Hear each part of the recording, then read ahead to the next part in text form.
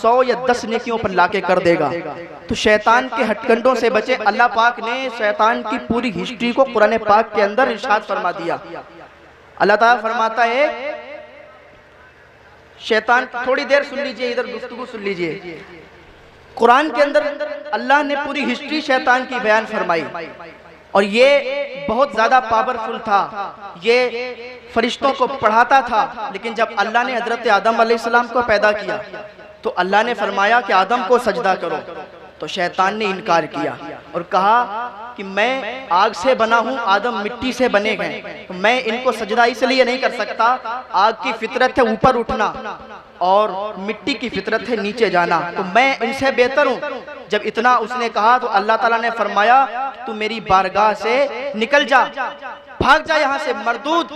तो अल्लाह ताला ने उसे धुतकार के भगा दिया। अल्लाह ने, तो वो शैतान कहने लगा कि अल्लाह तू मुझे भगा रहा है, मैं तेरे बंदों को भटकाऊंगा, सिराते मुस्तकीम पर घात लगा के बैठूंगा, तेरे बंदों को भटकाता रहूंगा। अल्लाह फरमाता है कि तू मेरे बंदों को कभी नहीं भटका सकता, जो मेरा बंदा होगा वो कभी नहीं भटकेगा। लेकिन अगर कोई तेरी चाल में आ भी जाएगा, जमीन से आसमान तक गुनाह करके ले भी आएगा, लेकिन जब मेरी बारगाह में पलट आएगा, जब वो गुनाहों से तौबा कर लेगा, तो उसकी तौबा को ऐसे ही माफ फरमा दूंगा जैसे गोया कि उसने कभी गुनाह ही नहीं किए। शैतान बड़ी बड़े नेकियों से लाके छोटी छोटी नेकियों पर कर देता है। कैसे? हजरत एक क्या नाम है, हजरत अमीर मुआविया रदी अल्लाह ताला अन्हु, जहन से बात भी एकदम उतर जाती है। हजरत अमीर मुआविया रदी अल्लाह ताला अन्हु सो रहे थे, नमाज कज़ा हो गई फजर की। जब नमाज फजर की कज़ा हुई तो सुबह उठे तो बहुत रोए और रोने के बाद फिर उन्होंने कज़ा नमाज पढ़ी तो दूसरे दिन फिर सोए और फिर सोते रहे। तो शैतान ने आके उन्हें उठा दिया। हजरत अमीर मुआविया रज़ी अल्लाह तआला अन्हु कहने लगे तू कौन शख्स है जो मुझे नमाज से आके उठा दिया तूने, अब मेरी नमाज कज़ा नहीं होगी। तो कहने लगा कि मैं शैतान हूँ। कहा तू शैतान है? कहा हाँ मैं शैतान हूँ। कहा तेरा तो कोई फायदा नहीं था, फिर तूने आके मुझे क्यों उठा दिया?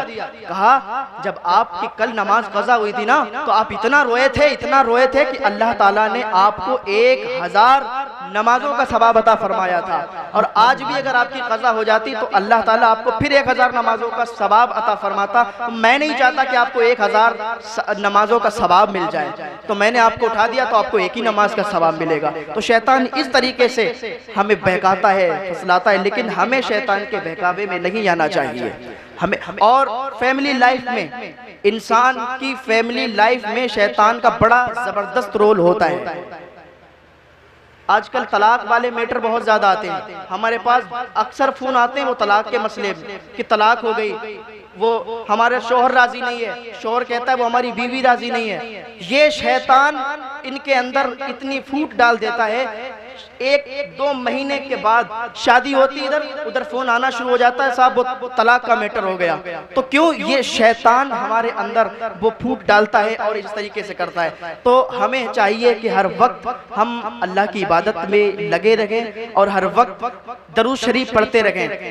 दरूद शरीफ का ज्यादा से ज्यादा विर्द करें। आपको मैं एक बात बता के फिर रुखसत होना चाहता हूँ, उसके बाद देखूंगा माहौल आपका कैसा है कि शैतान किस तरीके से इंसान को बहकाता है। एक आबिद था, उसका नाम बरसीसा था। हजरत अल्लामा जलालुद्दीन सुयूती अलैहिर्रहमा ये नकल फरमाते हैं अपनी किताब में, एक बरसीसा नाम का ये था, तो बहुत बड़ा आबिद था, इबादत गुजार था, नमाजें पढ़ा करता था। एक दिन कमरे में नमाज पढ़ रहा था, लेकिन घर से बाहर नहीं निकला करता था, हर वक्त अल्लाह की इबादत में लगा रहता था। नमाज पढ़ रहा था कमरे में, तो एक दिन क्या देखा इसने, खिड़की खोली। अब शैतान का रोल देखो यहाँ से किस तरीके से शुरू होता है और कैसे इसको आबिद से इसको गुनाहगार बना के और इसको कत्ल भी करवाता है और इसको मुर्तद भी बना देता है। तो इसने खिड़की खोली तो देखा कि एक बहुत नेक इंसान नमाज अदा कर रहा है, और वो साहब शैतान था और वो नमाजी की शक्ल में आया था और उसके दरवाजे के सामने नमाज पढ़ने लगा। धीरे धीरे इंसान के उसमें ये आता है, धीरे धीरे इंसान को बहकाता है और इंसान इसके बहकावे में कैसे आता है। तो जैसे ही खिड़की खोली देखा कि एक शख्स नमाज पढ़ रहा है, उसने फिर बंद कर दी और फिर वो बरसीसा था फिर नमाज पढ़ने लगा। जब फिर नमाज पढ़ने लगा, फिर दूसरे दिन उसने फिर खिड़की खोली तो फिर वही शख्स था, फिर उसने खिड़की बंद कर दी। इस तरीके से 15 दिन जब गुजर गए तो उसने सोचा यार इतना नेक बंदा है, ये हर वक्त नमाजों में लगा रहता है, तो क्यों ना हम इसको अपने पास बुला लें। तो एक दिन उसने खिड़की खोली, बारिश बहुत तेजी के साथ हो रही थी, बारिश तेजी से हो रही थी। जब उसने खिड़की खोली तो वो बारिश में भी नमाज पढ़ रहा था। अब उसे पक्का यकीन हो गया कि यार ये तो बहुत ही अल्लाह का नेक बंदा है, अब इसको अपने हुजरे में बुलाना चाहिए। तो उसने वहीं से आवाज दी कि ओ फला इंसान, आप मेरे हुजरे में आके अल्लाह की इबादत करें, आप भीगते हुए क्यों अल्लाह की इबादत कर रहे हैं। अब शैतान को तो यही चाहिए था, शैतान चाहता था कि ये शख्स मुझे बुला ले। तो जब उसने बुलाया तो उसने कहा कि आप बुला रहे हैं तो आपकी दावत मुझे कबूल है, मैं आपकी दावत को ठुकरा नहीं सकता। तो शैतान आया हुजरे के अंदर और नमाज पढ़ने लगा। 15 दिन उसने नमाज पढ़ी, बाकायदा नमाज पढ़ी। नमाज क्या, वो नकल बनाए हुए था नमाज की। तो 15 दिन उसने नमाज की नकल की। अब वो जो आबिद इंसान था उसे पक्का यकीन हो गया कि ये तो बहुत बड़ा अल्लाह का नेक बंदा है। अब उसने अपना धीरे धीरे रोल शुरू किया। बरसीसा को उसने बहकाना शुरू किया कि आप इतने बड़े अल्लाह के बंदे हो, आप इतने बड़े जाहिद हो, आप इतने बड़े आबिद हो, इतनी इबादत करते हो, आपकी जबान में तो बहुत पावर होगी। आप मरीजों को देखा करें, आप लोगों को देखा करें, आप शहर में जो लोग परेशान होते हैं उनको देखा करें, उन पर फूंक डालना शुरू किया करें, वो लोग शिफायाब हो जाएंगे। उसने कहा यार मैं ये काम नहीं करता, मैं बस इबादत में लगा रहता हूँ। लेकिन शैतान ने उसको धीरे धीरे बहकाया और कहा मैं आपको एक मंत्र बताता हूँ। शैतान ने एक मंत्र बताया उसको और कहा ये मंत्र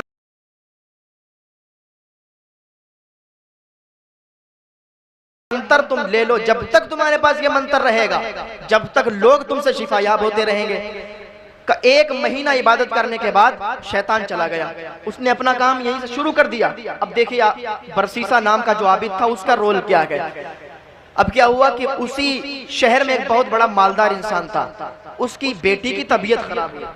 जब उसकी बेटी की तबीयत खराब हुई तो उसने सोचा कि अब किसके पास ले जाएं, उस पर जिन्नाती खलल हो गए और इसी शैतान ने जाके उस पर असर कर दिया और उसको बीमार कर दिया। और फिर उनके दिलों में यह डाल दिया कि बरसीसा नाम का शख्स है, उसके पास चले जाओगे, उसके पास एक ऐसा मंत्र है कि वो मंत्र फूकेगा कि तुम्हारी बेटी सही हो जाएगी।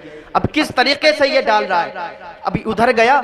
अब वो जो मालदार इंसान था उसकी बेटी बीमार थी, उसने कहा चलो बरसीसा के पास चलते हैं। लेकिन बरसीसा तो देखता ही नहीं, उसने कहा तुम जाओ तो सही, उसको मंत्र अभी मिला है, अब वो जब मंत्र पढ़ के फूकेगा तो तुम्हारी बेटी शिफायाब हो जाएगी। अब ये मालदार इंसान अपनी बेटी को लेके उस बरसीसा नाम के आबिद के पास गया और जब आबिद ने देखा तो कहने लगा, उसने सोचा कि अभी तक तो मैंने कोई फूंक नहीं डाली, कोई दुआ नहीं की, चलो मंत्र मुझे मिला है, इसको आजमाते हैं, ट्रायल लेते हैं कि देखें ये मंत्र कामयाब है या नहीं है। तो बरसीसा नाम का जो आबिद था उसने उसी मंत्र को पढ़ा और उसी लड़की पर फूंका तो लड़की फौरन सही हो गई, क्योंकि इसी शैतान ने असर किया था और इसी ने ठीक भी कर दिया। बरसीसा को होश भी नहीं। बरसीसा ने समझा कि वाकई मेरा मंत्र बहुत कामयाब है, मेरा मंत्र बहुत कामयाब है, अब तो मैं मरीजों को देखा करूंगा, अब तो मैं जो भी आएगा उस पर यही मंत्र फूंका करूंगा और मैं बहुत मशहूर हो जाऊंगा। वो बरसीसा जो कभी बाहर निकलता नहीं था, आज वो मरीजों को देखने की तमन्ना रख रहा है शैतान के बहकाने से। लेकिन इसको खबर नहीं कि हमें शैतान बहका रहा है, इसी तरीके से हमें भी शैतान बहकाता है, हमें खबर नहीं होती। तो उसने देखा और कह जाओ ठीक हो गई। 15 दिन ठीक रही लड़की और शैतान 15 दिन के बाद जाता है, फिर उस पर असर कर देता है, फिर वो बीमार हो जाती है और फिर उसके बाप से कहता है कि जाओ बरसीसा के पास, वही ठीक कर देगा, उसके अलावा शहर में कोई ठीक नहीं कर पाएगा।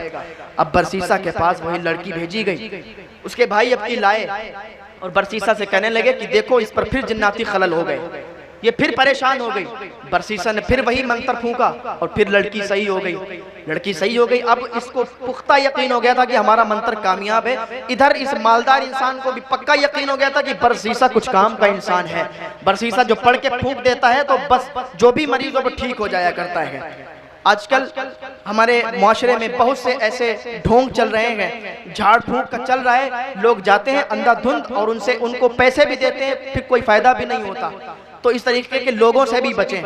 तो अब क्या हुआ कि जो मालदार इंसान था वो किसी काम से पूरी फैमिली के साथ, यानी जो मर्द थे उसके यहाँ, वो सब बाहर चले गए और लड़की अकेली। तो सोचा कि बहन अकेली रहेगी, बाप ने सोचा बेटी अकेली रहेगी, तो फिर किस तरीके से हम इसको साथ में तो ले जा नहीं सकते। तो अब शैतान आया आबिद की शक्ल में और कहने लगा कि तुम्हारी बेटी यहाँ अकेली रहेगी, सेफ नहीं है। बरसीसा नाम का जो शख्स है बहुत नेक है, उसी के पास अपनी बेटी को छोड़ जाओ और फिर जब आओगे तो फिर अब उसके यहाँ से ले आना। वही एक जगह है जहाँ वो बच्ची सेफ रहेगी। तो उसने सोचा कि यार बरसीसा जो है बहुत नेक बंदा है, बहुत अल्लाह से डरने वाला शख्स है, चलो उसके पास छोड़ देते हैं। तो बरसीसा के पास वो अपनी बेटी को छोड़ के और वो चले गए दूर। 1 महीने के लिए वो चले गए। अब देखिए शैतान का क्या रोल शुरू हुआ। जब वहां छोड़ के चले गए, वो लोग अपने काम से चले गए, तो लड़की थी। अब बरसीसा का क्या काम था, बरसीसा ने कहा कि मैं अपने मकान में इसको नहीं रख सकता, इसके लिए आप दूसरा मकान तैयार करवा के जाओ। तो दूसरा मकान तो नहीं था, लेकिन साइड में एक किराए का मकान था, उसमें लड़की को शिफ्ट कर दिया। लड़की वहां रहती थी, बरसीसा दूसरी जगह रहता था। खाना देने रोज जाता था, दहलीज पे रख देता था और चलाता था। तो शैतान अब आया बरसीसा के पास और कहने लगा कि ए बरसीसा, ए अल्लाह के नेक बंदे, क्या तुझे ये पता नहीं है कि तू एक लड़की को खाना देने जाता है, दरवाजे पे कुत्तों की तरह खाना डाल के चला आता है और वो खाना खाती है बेचारी अकेली, तो तुझे क्या ये तौफीक नहीं होती कि तू अंदर जाके खाना दे दे? तो बरसीसा ने सोचा बात तो सही है, मैं उसको कुत्तों की तरह खाना देता हूँ, तो मैं क्यों ना उसको अंदर खाना दे के आऊं, और जब अंदर दे के आऊंगा तो वो इत्मीनान से खा लेगी। तो इतना जब उसने सुना तो वो दूसरे दिन जब खाना लेके गया तो वो अंदर रख के आया। फिर इसी तरीके से 4-5 दिन गुजरे तो फिर शैतान आबिद की शक्ल में आया और बरसीसा को होश नहीं है कि ये मेरे पास शैतान आ रहा है। अब उसने क्या किया कि अब बताने लगा कि तू यहाँ अंदर रख के चलाता है, अकेली लड़की रहती है, उससे ना कोई बोलने वाला है ना कोई सुनने वाला है, तो क्यों ना थोड़ा अंदर बढ़ जाया कर और थोड़ा उसको अंदर खाना दे दिया कर जाके। तो बरसीसा ने कहा बात तो ठीक है। अब वो थोड़ा अंदर जाने लगा और अंदर खाना दे के चलाता था। अब इस तरीके से शैतान उसको बरगलाता गया और वो इस तरीके से उसके बहकावे में आता गया। धीरे धीरे उसके बहकावे, कितना नेक इंसान था, जाहिद था, आबिद था, लेकिन उसके बहकावे में आता गया। अब एक दिन क्या हुआ कि वो उसके बिल्कुल घर के अंदर जाके खाना दे के चला आया। अब शैतान ने कहा कि तू अंदर जाता है चलाता है, थोड़ी बातें कर लिया कर। जब थोड़ी बातें कर लेगा तो उसका दिल लग जाएगा, अकेली बच्ची है उसका दिल लग जाएगा। तो कहा बात तो ठीक है। तो दूसरे दिन फिर वो गया, उससे बातें करके चलाता था। अब धीरे धीरे माहौल इतना खराब हो गया कि बरसीसा ने जिना कर लिया, माज़अल्लाह जिना कर लिया। शैतान ने उसको ऐसा बहकाया कि उसने जिना कर लिया। अब वो क्या हुआ, अब वो बड़ा परेशान हुआ, आबिद से कहने लगा, वो शैतान था आबिद की शक्ल में आया। अब बरसीसा उससे कहने लगा कि मुझसे तो इतना गुनाह हो गया। उसने कहा कि कोई बात नहीं है, अभी किसी को बताना मत। उसके भाई और उसके बाप बाहर गए हुए, जब आएंगे तो किसी को कोई खबर ना लगे। कहा ठीक है। लड़की थोड़े दिन के बाद प्रेग्नेंट हो गई। लड़की प्रेग्नेंट हुई। अब वो वहां पर उनको टाइम लग गया, काफी 1 साल का वक्त उन्होंने लग गया जहां पर वो लोग गए थे।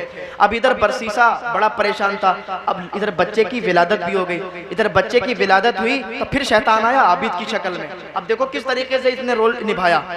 कहने लगा कि अब तो बच्चा भी हो गया, अब तो तू मार दिया जाएगा। अब वो मालदार इंसान आएगा, जब उसको पता चलेगा हकीकत, वो तो मार देगा और तुम बस बेमौत मारे जाओगे। तो कहा अब क्या करूं तुम बताओ। कहा ऐसा करो, मैंने तुम्हें इतना समझाया है, मैंने तुम्हें मंत्र दिया है, इतना कुछ किया है, तो मेरी बात मानोगे तो तुम बच जाओगे। तो क्या करूं। कहा ऐसा करो, अब जब तुम जाना तो किसी हिसाब से बच्चे को कत्ल कर देना। अब बच्चों के कत्ल करके वहीं पर दफन कर देना। अब जब वहीं पर दफन कर दोगे तो फिर कुछ बात ही नहीं बचेगी, लड़की भी नहीं बताएगी, तुम भी नहीं बताओगे, मामला खत्म हो जाएगा। उसने कहा ठीक है, बात तो तुम्हारी सही है। अब वो बहकावे में आ गया और अंदर गया। जाने के बाद लड़की से कहा कि मैं इस बच्चे को कत्ल कर दूं। अब माँ तो माँ होती है ना, माँ अपने बच्चे को कैसे कत्ल करवा देगी। उसने कहा नहीं, है मेरा बच्चा है, मैं नहीं दूंगी इसे कत्ल करने के लिए। उसने जबरदस्ती छीन लिया और उसे कत्ल करके वहीं दफन कर दिया। अब लड़की भी उससे नाराज हो गई। अब वो आया उसी शैतान के पास, वो आबिद की शक्ल इख्तियार किए बैठा था। कहने लगा मैंने उसको कत्ल कर दिया, दफन भी कर दिया, अब बताओ क्या करना है। कि अब कुछ मत करो, अब क्या करना है, लड़की भी तुमसे नाराज हो गई, अब तुम अगर बचना चाहते हो और अपने बचाव में तो तुम लड़की को भी कत्ल कर दो, ना रहेगा बांस ना बजेगी बांसुरी। लड़की नहीं होगी तो कह देना कि वो इंतकाल हो गया और वो उसको दफन कर दिया गया, कुछ बात ही नहीं होगी। अब बरसीसा आ गया इसके बहकावे में और जाने के बाद छुरा लेके गया, लड़की को भी कत्ल कर दिया और जो लड़की को कत्ल किया उसकी भी कब्र वहीं पर बना दी, दफन कर दिया। अभी इत्मीनान की सांस ली और सोचा कि मैं बच गया। थोड़े दिनों के बाद उसके भाई आ गए। भाई आए तो कहा कि मेरी बहन कहाँ है, तो उसने कहा, बड़ा अफसोस, उसने चेहरा बना लिया, आंसू ले आया, कहने लगा कि क्या बताएं, आपकी जो बहन थी तबीयत खराब हो गई, इंतकाल कर गई, उसको दफन कर दिया। बहुत नेक थी बेचारी, हर वक्त पंजवक्ता नमाजी भी बन गई थी, उसको मैंने बहुत पढ़ा भी दिया था, नमाजी बना दिया था, लेकिन अल्लाह का करना क्या, उसकी मौत आई, उसे दफन कर दिया गया। उन्होंने 2-4 आंसू बहाए, चले गए अपने घर। अब देखो शैतान फिर गया, अब उनके ख्वाब में गया और तीनों को, 2 बेटे 2 भाई थे उस बहन के और एक बाप, तीनों के ख्वाब में एक ही ख्वाब डाला कि तुम्हारी बहन को इस तरीके से उस बरसीसा नाम के आबिद ने कत्ल किया, उसके बच्चे को कत्ल किया, पूरा मैटर बता दिया। अब सुबह को भाई आपस में जब जैसे ही उठे एकदम पसीना पसीना, तो तीनों ने जब ख्वाब अपने अपने बताए तो तीनों के एक ही ख्वाब। अब तीनों जो थे उसी बरसीसा के यहाँ दौड़ते हुए गए अपनी तलवार को लेके। कहा जब उसको पकड़ा, का सच सच बताओ क्या मामला था, वरना तुम्हारी गर्दन को उड़ा देंगे। उसने सारी बात को सच सच बताया, का ऐसा ऐसा मामला था, हम उसके कहने पे आ गए थे, वो हमारा आका है, वो हमारा उस्ताद है, वो हमें बताता गया, हम उसके कहने पे आते गए, अभी भी इसे नहीं मालूम कि ये शैतान है जो हमें बहका रहा है। तो उसने कहा, अब काजी के पास मैटर गया, काजी ने फांसी का हुक्म दे दिया। अब शैतान किस तरीके से हमारे ईमान को भी छीन लेता है। फांसी का हुक्म दिया, फंदे पर चढ़ गया बरसीसा नाम का आबिद। जब फंदे पर था तो शैतान अपनी शक्ल में आता है, असली शक्ल में आ जाता है और कहता है कि मैंने ही तुम्हें मंत्र दिया और मैंने ही सारे कांड तुमसे करवाए। अब अगर तुम बचना चाहते हो तो मैं बहुत ज्यादा पावरफुल हूँ, अगर तुम बचना चाहते हो तो मैं तुम्हें बचा सकता हूँ। तुम कैसे बचा सकते हो? कहा मैं तुम्हें बचा सकता हूँ अगर तुम मेरी एक बात को मान लो। कहा क्या करना है? कहा तुम सिर्फ इतना कह दो, खुदा का इनकार कर दो और मुर्तद हो जाओ, माज़अल्लाह। उसने कहा बचा सकते हो मुझे? कहा बिल्कुल बचा सकता हूँ, मैं क्या नहीं कर सकता, मैं शैतान हूँ, मैं क्या नहीं कर सकता। आबिद था, उसने कह दिया कि खुदा है ही नहीं, खुदा का इनकार कर दिया, माज़अल्लाह मुर्तद हो गया। जब खुदा का इनकार किया, जब काफिर हुआ, मुर्तद हुआ, तो शैतान गायब हो गया। और जब गायब हुआ इधर उसको फांसी भी लग गई। अभी तो ईमान वाला था, सिर्फ जिना का इल्जाम लगा था, लेकिन अभी तो मुर्तद हुआ, ईमान से भी खारिज हो गया और सीधा जहन्नमी हो गया। तो शैतान ने किस तरीके से काम किया, किस तरीके से उसको बहकाया और किस तरीके से क्या क्या करवा दिया और आखिर में उसका ईमान भी छीन लिया। तो हमें शैतान के हथकंडों से बचना चाहिए। अल्लाह ताला हमें शैतान के हथकंडों से बचाए। अल्लाह ताला हमें नेक अमल करने की तौफीक अता फरमाए। आप इस जलसे में आए हो तो यहाँ से एक पैगाम लेके जाओ। आखिरी बात मैं आप तक पहुँचाता हूँ, आखिरी बात सुन के अपनी तकरीर को ख़त्म कर दूंगा। ये दौर जो है ना, बहुत पुरफितन दौर है, बहुत ही अजीब तरीके का माहौल है। अल्लामा इकबाल ने बहुत पहले कहा था कि अगर आप अपने बच्चों के सीनों में मुस्तफ़ा की मोहब्बत डालना चाहते हो तो 3 चीज़ों को अपना लेना। 3 चीज़ों को बताया, अपना लेना, तुम्हारा बच्चा मुस्तफ़ा की मोहब्बत में गामज़न हो जाएगा और तुम्हारे बच्चे के सीने से कभी कोई मुस्तफ़ा की मोहब्बत को निकाल नहीं सकता है। तो कहा क्या चीज़ है? कहा पहली चीज़, जब भी तुम्हारा बच्चा हो तो अपने बच्चों को मुस्तफ़ा पर दरूद शरीफ पढ़ना सिखा दो। जब मुस्तफ़ा पर तुम्हारा बच्चा दरूद शरीफ पढ़ेगा तो उसे मुस्तफ़ा से प्यार हो जाएगा और दरूद शरीफ की बरकत बहुत ज्यादा है। अल्लामा जलालुद्दीन सुयूती रहमा फरमाते हैं, हदीस पाक है, हुजूर ने फरमाया कि जो शख्स दरूद शरीफ पढ़ता है, क्या फरमाया कि अल्लाह का एक फरिश्ता है, उसका सर अर्शे मुअल्ला के नीचे है, उसका एक बाजू पूरब में है, एक बाजू पश्चिम में है, उसके पैर जो है 7 जमीन के नीचे हैं, उसके पर इतने हैं जितनी मखलूक है, जितने इंसान हैं, जिन्नात हैं, शजर हैं, हजर हैं, जितनी मखलूक है अल्लाह ताला की, उतने उसके पर हैं। और उसका काम क्या है? उसका काम ये है कि जो भी इंसान एक मर्तबा हुजूर सल्लल्लाहु अलैहि वसल्लम पर दरूद शरीफ पढ़ता है तो उसका वो फरिश्ता नूर के समंदर में गोता लगाता है और फिर अपने परों को झाड़ता है। हर पर से एक कतरा टपकता है और हर कतरे से एक फरिश्ता पैदा होता है। उस फरिश्ते का काम यह होता है, जो भी हुजूर पर दुरूद शरीफ पढ़ता है तो वो फरिश्ता उस दुरूद शरीफ पढ़ने या पढ़ने वाली या पढ़ने वाले के लिए क़यामत तक बख्शिश की दुआएं करता रहता है। ये उसका काम है और ये हदीस पाक है, ये कोई झूठी बात नहीं है। ये अल्लाह ताला का एक इतना बड़ा फरिश्ता है, जब वो अपने परों को झाड़ता है तो फरिश्ते निकलते हैं। आपका बेटा आपका नहीं रहता, आपके घर वाले आपके नहीं रहते, आप इंतकाल कर जाएं। आज दुनिया में लोग हमारा साथ नहीं देते तो मरने के बाद कब्र में हमारा साथ कौन देगा? हमारी कब्र पर फाता पढ़ने कौन आएगा? हमारे लिए दुआएं कौन करेगा? यार बेटा भूल जाता है, बाप बेटे को भूल जाता है, बेटा बाप को भूल जाता है, लेकिन ये एक ऐसा फरिश्ता हमारे लिए है, हम दरूद शरीफ पढ़ते हैं तो ये फरिश्ता क़यामत तक हमारे लिए बख्शिश की दुआएं करता रहता है। तो बड़े सारे मिलके अल्लाहुम्मा सल्ली अला सय्यिदना मौलाना मुहम्मदिन व अला मुहम्मदिन व बारिक वसल्लिम सल्लु अलैहि सलातु व सलाम अलैका या रसूल अल्लाह सल्लल्लाहु तआला अलैहि वसल्लम। एक बात हुई अल्लामा इकबाल की कि अगर अपने बच्चों के सीने में मुस्तफ़ा की मोहब्बत डालना चाहते हो, एक बात तो ये होगी कि दुरूद शरीफ पढ़ना सिखाओ। दूसरी बात ये है कि अपने बच्चों को मुस्तफ़ा की सीरत पढ़ना सिखाओ। मुस्तफ़ा की सीरत पढ़ के उनको बताओ। जब आप खुद ही नहीं पढ़े होगे तो फिर मुस्तफ़ा की सीरत क्या पढ़ाओगे? तो आपको चाहिए कि अगर आपका एक बेटा है तो उसे मदरसे में भेज दो और उसे आलिम दीन और हाफिज कुरान बनाओ, ताकि वो आपका बख्शिश का जरिया बन जाए, आपकी भी बख्शिश करवाए, आपके गांव वालों की भी बख्शिश करवाया करे। तो अपने बच्चों को आलिम दीन बनाओ, उन्हें सीरत मुस्तफ़ा पढ़ाओ, ताकि मुस्तफ़ा की मोहब्बत उनके सीने में आ जाए। और आखिरी बात बताई कि अगर चाहते हो कि तुम्हारे बच्चे के सीने में मुस्तफ़ा की मोहब्बत आ जाए तो उन्हें मुस्तफ़ा का हुस्न जमाल बताया करो। मुस्तफ़ा का हुस्न जमाल बताओ, क्योंकि दुनिया में कोई ऐसा इंसान नहीं है जैसे मेरे मुस्तफ़ा हैं, और जैसा हुस्न मेरे मुस्तफ़ा का है वैसा हुस्न दुनिया में कोई नहीं, किसी माँ ने ऐसा बच्चा ही नहीं पैदा किया है। बच्चों को जब मुस्तफ़ा का हुस्न जमाल बताओगे तो उन्हें मुस्तफ़ा से प्यार हो जाया करेगा, उन्हें उन बच्चों को मुस्तफ़ा से इश्क हो जाएगा। बात तो बहुत लंबी चली जाएगी, मैं इस पर गुफ्तगू करूं लेकिन वक्त साथ नहीं दे रहा। मैं अपनी गुफ्तगू को यहीं पर खत्म करता हूं। अल्लाह ताला हमें नेक अमल करने की तौफीक अता फरमाए। सारे लोग कलमा शरीफ पढ़ने, ला इलाहा इल्लल्लाहु मुहम्मदुर रसूलुल्लाह सल्लल्लाहु ताला अलैहि वसल्लम। मेरे पढ़ने में सुनने में आपके कोई गलती हो जाए, कोई हो गई हो, अल्लाह ताला उसे माफ़ फरमा दे। अल्लाह नेक अमल की तौफीक अता फरमाए, अल्लाह गुनाहों से बचने की तौफीक।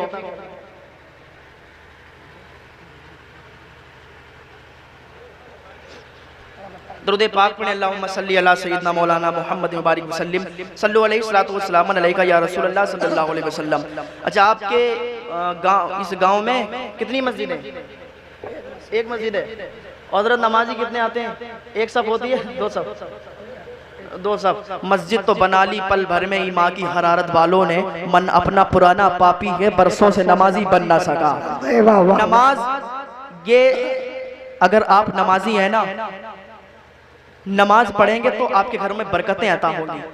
नमाज छोड़ने वाला, आप किताबों को पढ़ें, अगर एक टाइम की भी नमाज आप छोड़ देते हैं तो ये जमीन के कीड़े आपके लिए बद्दुआएं करते हैं। ये जमीन के कीड़े कहते हैं, या अल्लाह इसे जमीन पे क्यों रखा है, इसे मेरे अंदर दफन कर दे, मेरे अंदर डाल दे, ताकि मैं इसकी पसलियों को इधर से उधर कर दूं।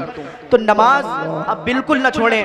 नमाज पढ़ेंगे तो घर में बरकतें होंगी, रहमतों बरकतों का नुज़ूल होगा। आपने मस्जिद बनाई है, एक सफ़ हो रही है, सारी सफ़ों को भरो, पूरी मस्जिद को भरो। फिर मैं कहता हूँ मस्जिद तो बना ली, पर पल भर में ईमान की हरारत वालों ने, मन अपना पुराना पापी था, बरसों में नमाजी बन ना सका। आप वादा करें कि इंशाअल्लाह जो जुम्मा वाले हैं वो 2 टाइम नमाज पढ़ने जाएंगे। हाथ उठाएं। 2 टाइम भी नहीं जा सकते? अच्छा, जुम्मा पढ़ने कौन जाता है? चलो मैं हाथ नहीं उठवा रहा, आदमी इसमें अपनी बेइज्जती समझता है। 5 वक्ता नमाजी बन जाओ, 5 टाइम नमाज पढ़ने जाओ। इस जलसे में बैठे हो तो कुछ ना कुछ पैगाम लेके जाओ। यहाँ से उठो तो तौबा करके उठो, क्योंकि हमारी जिंदगी का कोई पता नहीं कब हमारी जिंदगी की शाम हो जाए। मैं बोल रहा हूँ, मुझे ये भी नहीं पता कि मुझे अगली सांस आएगी या नहीं आएगी। मैं अभी मेरी सांस खत्म हो जाए, किसी को कुछ भी नहीं पता। लोगों ने बड़े दावे किए थे, मैं ये हूँ, मैं वो हूँ, मेरा इतना माल है, मेरी इतनी दौलत है, सब छोड़ के चले गए, सब छोड़ के चले गए। और बस आज क्या है, उनकी फैमिली, उनके बच्चे, उनके रिश्तेदार उनके माल को यूज कर रहे हैं और उनके लिए दुआएं भी नहीं कर रहे हैं। अरे आप दुनिया में हो, अभी जिंदा हो, सलामत हो, एक मरने वाला एक इंसान बाजार में खड़ा हुआ था और वो कह रहा था, कुछ चीख चीख के कह रहा था। तो किसी ने पूछा, मियाँ क्या कह रहे हो? कहा मैं ये कह रहा हूँ कि ऐ लोगों, अल्लाह से सुलह कर लो। तो कहा फिर लोग क्या कहते हैं? कल लोग नहीं मान रहे, लोग आ ही नहीं रहे, लोग अल्लाह से सुलह कर ही नहीं रहे। दूसरे दिन वो कब्रिस्तान में खड़ा हुआ वही बात कह रहा था। तो किसी ने कहा मियां आज क्या कह रहे हो? कहा आज मैं वही बात कह रहा हूं, लेकिन आज बंदे तो मान रहे पर रब नहीं मान रहा।